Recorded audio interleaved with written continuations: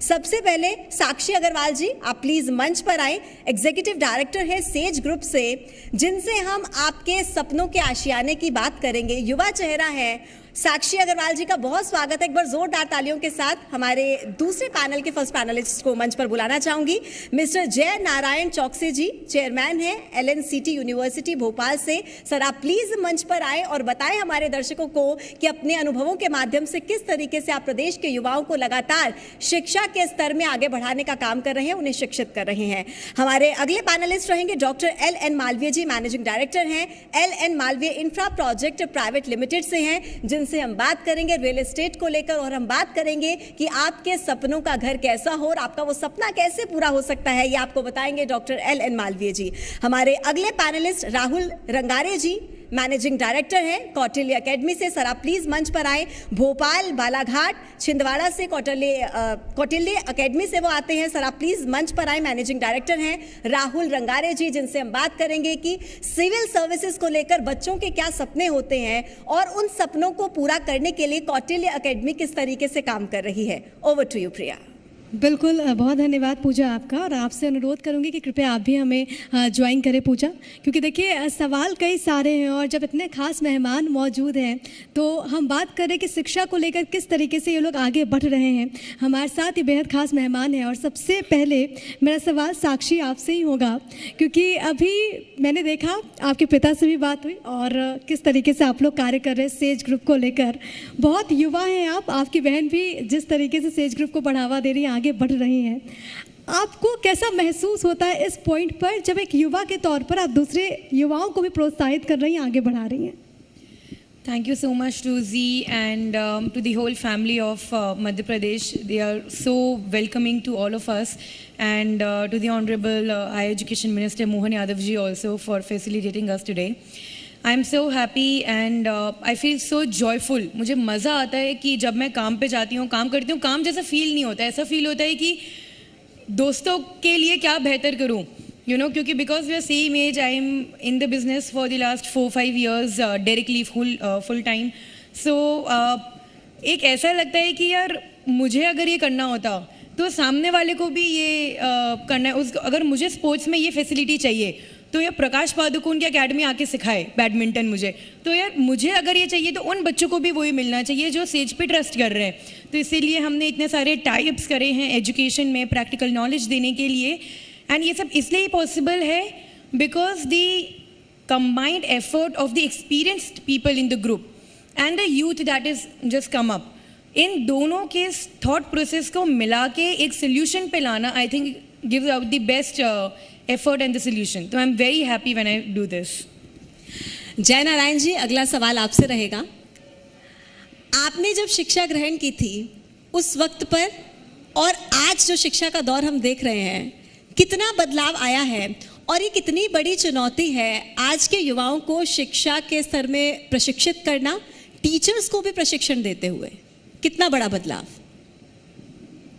जी, मध्य प्रदेश छत्तीसगढ़ का धन्यवाद कि उन्होंने हमें बुलाया। जब हमारा समय था, मैंने 71 में MSc किया है, हो सकता बहुत आप लोगों का जन्म ही नहीं हुआ। उस समय कॉलेज में पहुंचना ही बहुत कठिन बात होती थी और टीचर का इतना सम्मान था कि जिसकी आप कल्पना नहीं कर सकते। यदि प्रिंसिपल जिस गली से निकल जाता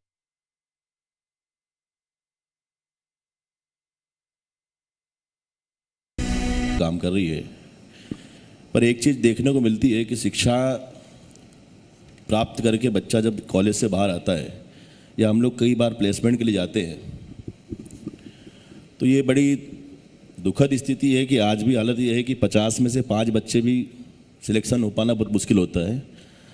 मैं सभी यूनिवर्सिटी कॉलेज की बात नहीं कर रहा हूँ, लेकिन जहाँ जहाँ हम गए स्थिति ऐसी मिली है। हो सकता है कहीं पे अच्छी स्थिति भी हो। तो एक चीज़ मेरा सुझाव है कि शासन को भी और सबको मिलकर एक प्रयास करना चाहिए कि जैसे मेडिकल में होता है कि MBBS के फाइनल ईयर में आपको 1 साल इंटर्नशिप की आवश्यकता होती है और 1 साल वो इंटर्नशिप कर लेता है तो उसके बाद ही उसको डिग्री मिलती है। ऐसी इंजीनियरिंग के फील्ड में भी एक व्यवस्था हो कि बच्चा लास्ट फाइनल ईयर पूरा फील्ड पे निकाले, उसके बाद उसकी एग्ज़ाम हो और उसको फिर डिग्री दी जाए।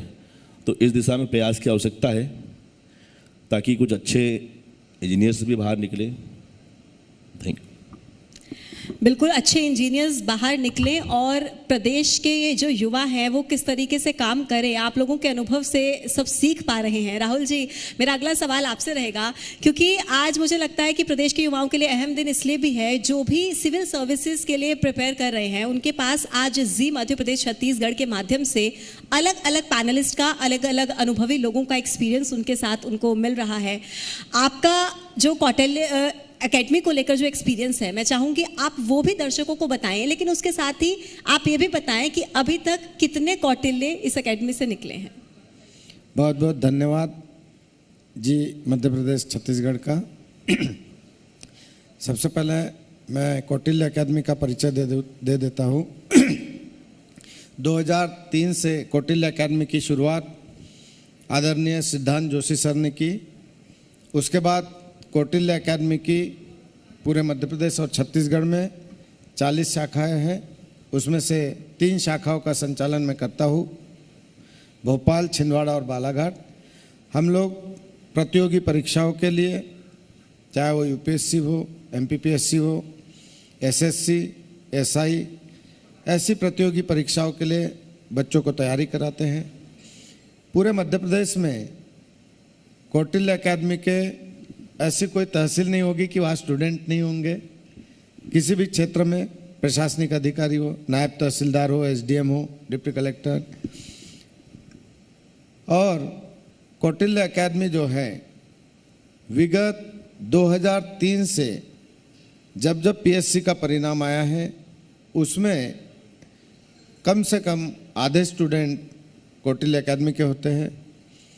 हमारे यहाँ पे 12वीं के बाद में बच्चों को अंडर ग्रेजुएट कोर्स यूपीएससी या एमपीपीएससी की तैयारी हम लोग कराते हैं, ताकि जो स्टूडेंट है उनका ग्रेजुएशन के बाद और समय व्यतीत न हो, 1-2 साल पीएससी या यूपीएससी या कोई भी कॉम्पिटिटिव एग्ज़ाम की तैयारी के लिए न लगे। इसलिए वह साथ साथ ग्रेजुएशन के साथ साथ ही, क्योंकि ग्रेजुएशन का जो कोर्स है हमारा, चाहे फर्स्ट ईयर का हो, सेकेंड ईयर का, थर्ड ईयर का, हमें सजेशन देते हैं, सलाह देते हैं कि वह फर्स्ट ईयर में अपना जो ग्रेजुएशन कर रहा है, चाहे बीकॉम हो, बीए हो, बीएससी हो, किसी भी विषय में वो स्नातक कर रहा हो, उसके साथ साथ, क्योंकि उसका अंतिम लक्ष्य नौकरी पाना है, तो वह अपने ग्रेजुएशन के साथ साथ कॉम्पिटिटिव एग्ज़ाम की तैयारी करे। जिस भी फील्ड में उसको जाना है, चाहे यूपीएससी की तैयारी करना हो, पीएससी की तैयारी करना हो, जिस फील्ड में जाना है, तो हम लोग सलाह देते हैं, सजेशन देते हैं, बच्चों की काउंसलिंग करते हैं, पेरेंट्स को बुलाते हैं कि वह बच्चों को जिस फील्ड में जाना है उस फील्ड की जानकारी किसी भी, मैं ये नहीं कहता कि कौटिल्य एकेडमी में आके या किसी भी कोचिंग के माध्यम से, या कोई भी आपके टीचर होते हैं जो पढ़ाते हैं 12th तक के, उनके माध्यम से वह अपना जो लक्ष्य पाना चाहता है या जिस मंजिल पे वो पहुंचना चाहता है, जो नौकरी प्राप्त करना चाहता है, उसकी सही जानकारी वो ले और उसकी तैयारी 12वीं के बाद से करे, ऐसे हम बच्चों को सलाह देते हैं। कौटिल्य एकेडमी की जो शाखा है, उन शाखाओं में से जितने भी बच्चे निकलते हैं, तहसीलदार, नायब तहसीलदार बने हैं, एसडीएम बने हैं, डिप्टी कलेक्टर और भी बहुत अन्य पदों पे गए हैं, महिला बाल विकास अधिकारी, वो आज भी हमें अच्छा, हम अपने आप को गौरवान्वित महसूस करते हैं कि हमारे जो स्टूडेंट है पूरे मध्य प्रदेश में, हर जिले में और हर तहसील में।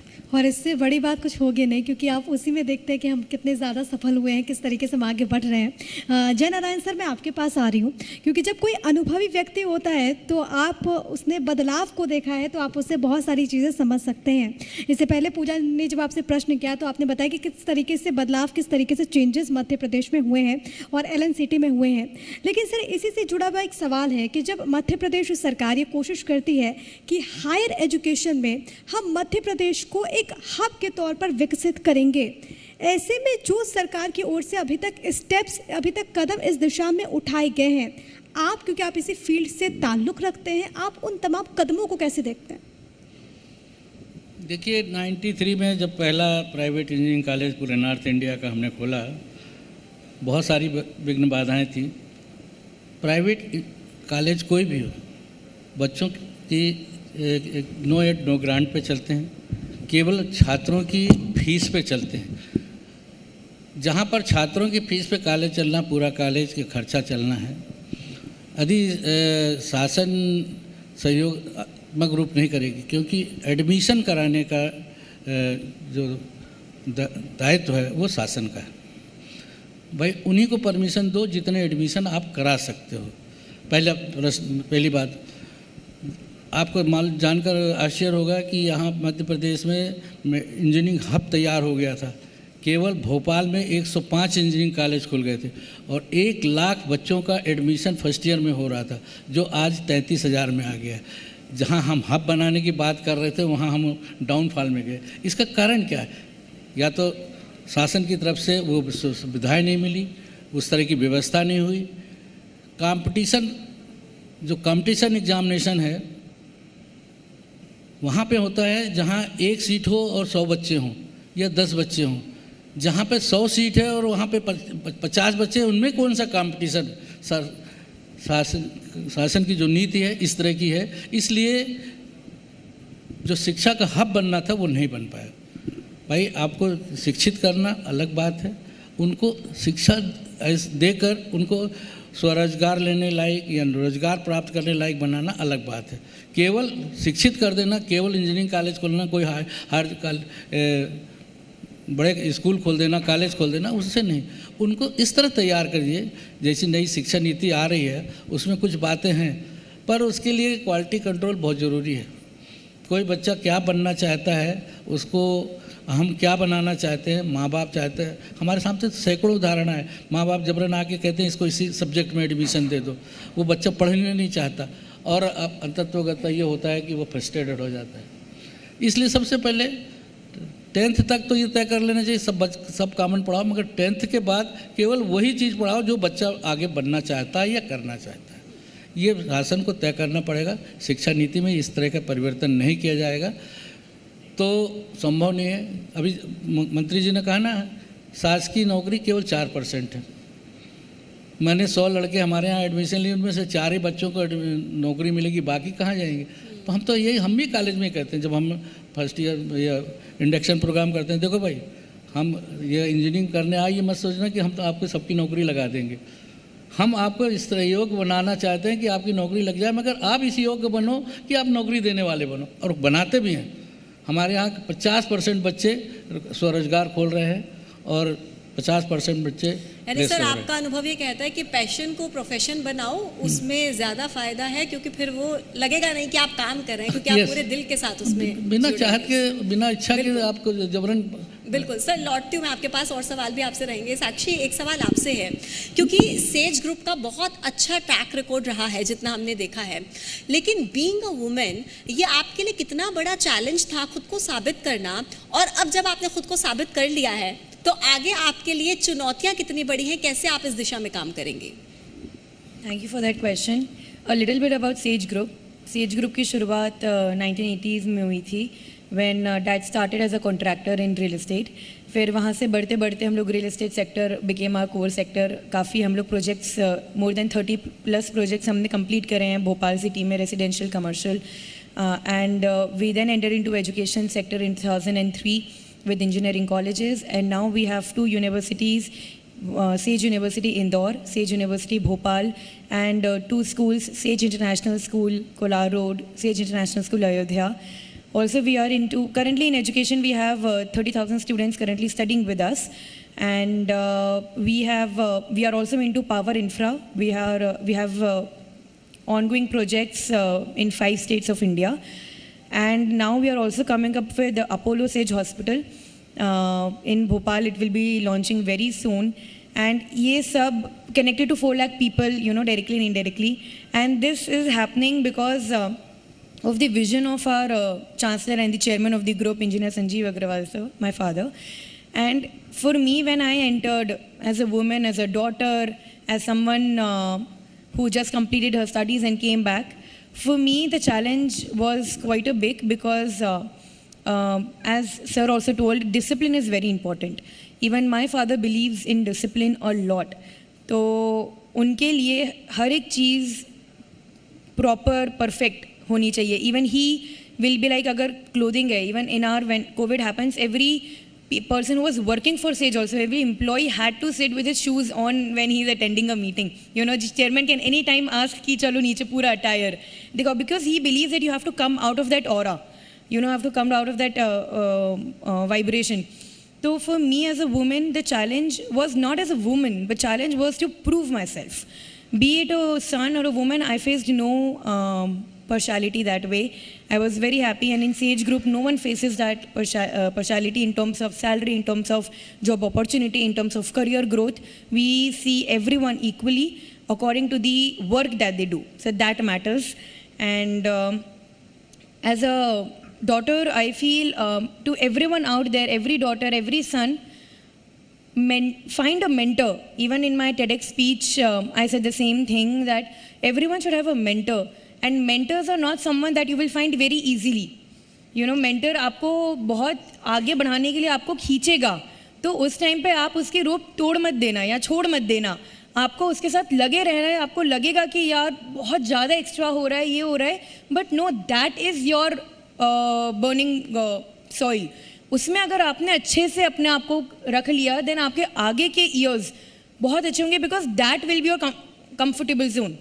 सो for all of us, for all the youth, I say that ऐसे स्टेज पे पहुंच जाओ जहाँ पे being uncomfortable becomes comfortable for you, you know. And that is why in Sage group, in Covid, we had done so many Sage talks, online programmes, क्योंकि घर पे लोग रहते थे, क्या क्या न्यूज़ देखते थे, नेगेटिविटी होती थी.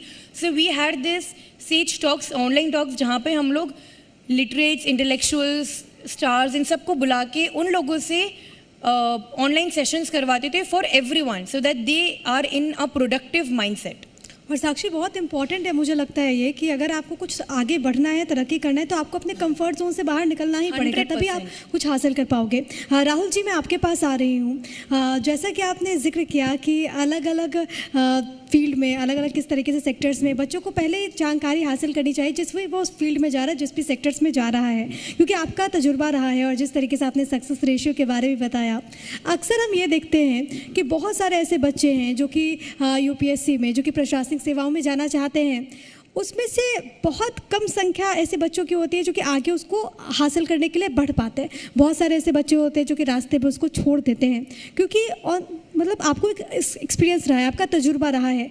क्या फ़र्क आपको दोनों में नज़र आता है? क्योंकि जाहिर है कि आपने कई स्टूडेंट्स को भी देखा होगा जिन्होंने बीच में छोड़ दिया और उसके बाद उन्होंने जिन्होंने हासिल कर लिया. क्या फ़र्क आप पाते हैं दोनों में? बहुत अच्छा क्वेश्चन है आपका. देखिए, इतने कंपटीशन के ज़माने में अगर कई 100 पद है तो 1 लाख फॉर्म आते हैं, और 1 लाख बच्चों के कंपटीशन में 100 लोगों का सिलेक्शन होता है. लेकिन आपको ये बताना चाहता हूँ कि उस 100 पद के लिए अगर 1000 लोग प्रयास करते हैं या 1 लाख लोग प्रयास करते हैं, तो वो कहीं ना कहीं से अपना नॉलेज बढ़ा रहे हैं. और अगर उस परीक्षा की वो तैयारी करते हैं 1 लाख बच्चे, उसमें से सिलेक्शन, सफलता भले ही 100 लोगों को मिले, जितने पद है उतने लोगों को मिले, लेकिन वो जो बाकी के बच्चे, बाकी के स्टूडेंट जो तैयारी करते हैं, उन स्टूडेंट का नॉलेज भी जो सफल बच्चे होते हैं. 2 मिनट के लिए रोक रहे हूँ. इस वक्त हमारे साथ मध्य प्रदेश में चिकित्सा शिक्षा मंत्री भी मौजूद है, विश्वास सारंग जी. जोरदार तालियों के साथ उनका स्वागत. और उसके बाद फिर हम कंटिन्यू करते हैं. मध्य प्रदेश सरकार में चिकित्सा शिक्षा मंत्री हैं. अब आप प्लीज़ अपनी बातों को कंटिन्यू करें. जी जी. तो मैं ये बताना चाह रहा था कि ऐसा नहीं कि जो बच्चे सफल नहीं होते उनमें ज्ञान की कोई कमी होती है. अगर वो 20 है तो ये भी 19 रहते हैं. 100, 200 जितने भी पद होते हैं, और जो बच्चे सिलेक्ट होते हैं, हम उनको विनर बोलते हैं, हम उनको विजयी घोषित करते हैं, हम उनको सफलता बोलते हैं.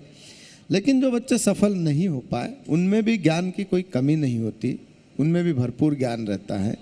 वो भी अगर उस परीक्षा की तैयारी में अगर वो सफल नहीं हो पाए, चाहे यूपीएससी हो, चाहे एमपीपीएससी हो, या कोई भी कॉम्पिटिटिव एग्ज़ाम की परीक्षा जो दी हो, लेकिन उनमें इतना नॉलेज होता है कि वो अपना जीवन यापन बहुत अच्छे ढंग से कर सकते हैं.